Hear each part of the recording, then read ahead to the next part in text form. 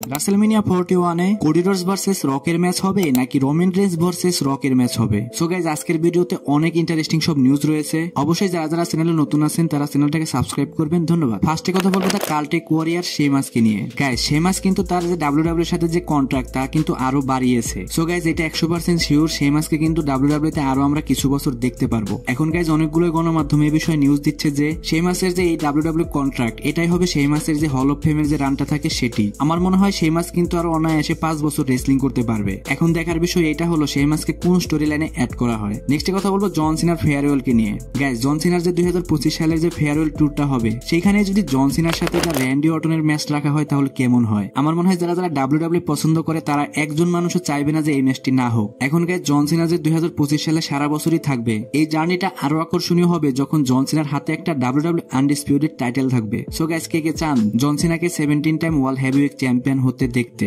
অবশ্যই কমেন্ট করে জানাতে ভুলবেন না। গাইজ এই যে স্টাইল কিন্তু 3 মাসেরও বেশি সময় হয়ে গেছে ডাব্লিউডাব্লিউ এর বাইরে রয়েছে, কিন্তু মজার বিষয় হলো এই যে স্টাইল কিন্তু অন্য কোনো কোম্পানির দিকে যায়নি এবং কি ডাব্লিউডাব্লিউ এর সাথে তার কন্ট্রাক্টও শেষ হয়নি। এর সবথেকে বড় রিজন হচ্ছে এই যে স্টাইলের বাইরে থাকার, সেটা হলো এই যে স্টাইলের জন্য ডাব্লিউডাব্লিউ তে বর্তমানে কোনো স্টোরিই নেই। সো গাইজ এটা কিন্তু অনেকটা ওয়ার্ড লাগে যে এই যে স্টাইলের মতো একজন রেসলারের জন্য কোনো স্টোরিই নেই। অনেক গুঞ্জনই উঠেছিল এই যে স্টাইল জাজমেন্ট ডেতে জয়েন করবে, কিন্তু এটা হওয়ার সম্ভাবনা কিন্তু খুবই কম। সো গাইজ আমি পার্সোনালি চাইবো এই যে স্টাইলকে ভালো একটা স্টোরিতে ইনভলভ করা হোক। গাইজ এই পিকচারটি দেখুন, এটা হলো ডাব্লিউডাব্লিউ এর বর্তমান সুপারস্টার ইলিজা ড্রাগনো এবং কি আমাদের সবার প্রিয় ফিন বেলার। এই ছবিটি যখন তারা এনএক্সটি তে প্রথম তাদের ডাব্লিউডাব্লিউ জার্নি শুরু করে তখনকার ছবি। অলরেডি কিন্তু ফিন বেলার একজন বড় সুপারস্টার হয়ে গেছে আর ইলিজা ড্রাগনো কিন্তু অনেক ভালো মানের রেসলার। সো গাইজ এদের দুজনের ভবিষ্যৎ কিন্তু সামনে অনেক ভালো হওয়ার সম্ভাবনা রয়েছে। গাইজ রাসেলমেনিয়া 41 এ যে রোমান রেইন্স ভার্সেস দ্য রকের যে ম্যাচ হওয়ার কথা রয়েছে এটা কি সত্যিই হবে নাকি Roman Reigns versus Cody Rhodes এর ম্যাচ হবে নাকি রক ভার্সেস কোডি রোডস এর ম্যাচ হবে। গাইজ এটা কিন্তু সম্পূর্ণটাই ডাব্লিউডাব্লিউ এর উপর নির্ভর করছে।